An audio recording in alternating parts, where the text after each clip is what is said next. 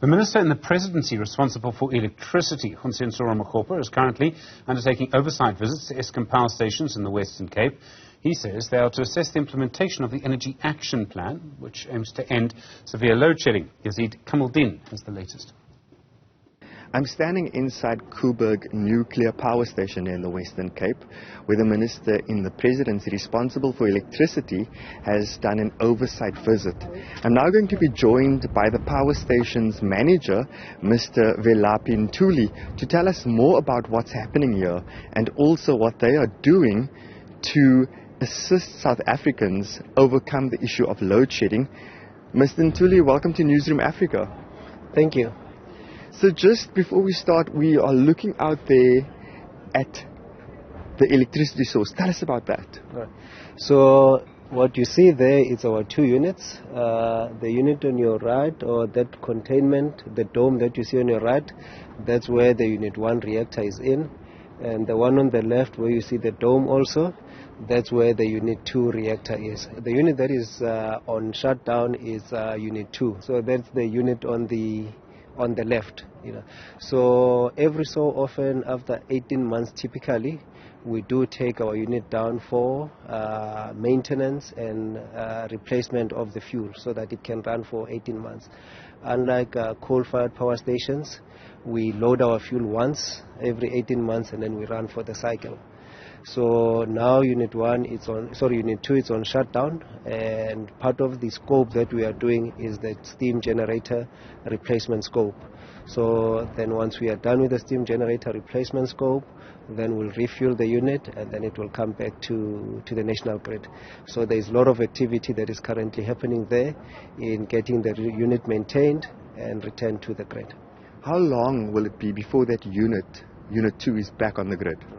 So we are projecting to finish the work and have the unit safely back on the grid by end of September 2024.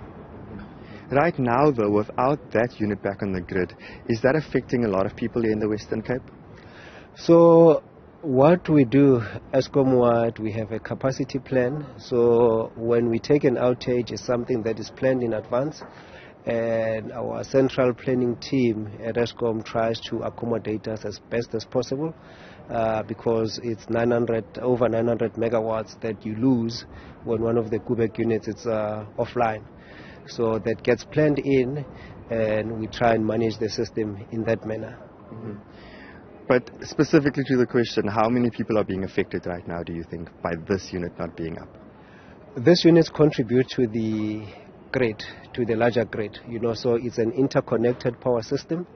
So if we do not have load shedding, you would not even notice that a Koeberg unit is offline, because it's an integrated or interconnected power system. So we cannot directly link one Koeberg unit to say because it is out, then that's what we are having. But because it's out and other units maybe in the country they're also on outages, that's what happens. But that gets managed centrally by our team in Eskom. So the Minister in the Presidency was here today. He did an oversight visit. He talked also about the Energy Action Plan. What are the steps that are being taken from this station towards meeting the requirements of that Energy Action Plan? Yes. So one of the key things in the Energy Action Plan is having a fleet that is reliable and a fleet that is predictable. So what does that mean for us as Koeberg Nuclear Power Station? That means that when our unit is up and running, it needs to run until the next shutdown period. All right? So we should not be experiencing unexpected trips, so we need to run it. So for example, we've returned Koeberg Unit 1. It has been running and on the grid for the past 80 days now.